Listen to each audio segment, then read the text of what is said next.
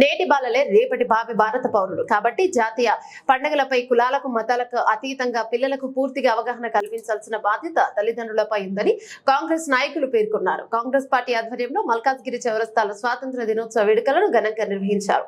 78వ స్వాతంత్ర పతాకావిష్కరణ గావించారు. ఈ సందర్భంగా వారు మాట్లాడుతూ స్వాతంత్ర్యం కోసం పోరాటం చేసిన మహనీయుల దేశభక్తి అలవర్చుకున్నప్పుడే, దేశం కోసం కృషి చేసినప్పుడే అభివృద్ధి సాధ్యమవుతుందన్నారు. కార్యక్రమంలో హమద్ ఇర్ఫాన్, రిజ్వాన్, ఫహాన్ కుమార్ తదితరులు పాల్గొన్నారు.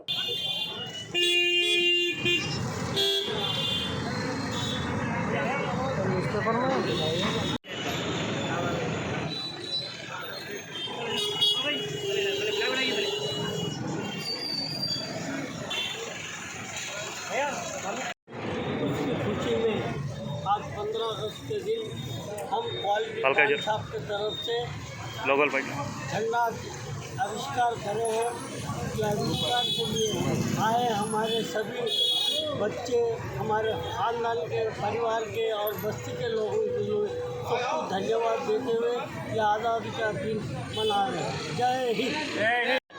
मौका मिला करने का क्या आवाम हिंदू मुसलमान भाईचारे की तरह हर साल करने का मौका मिलेगा इंशाल्लाह।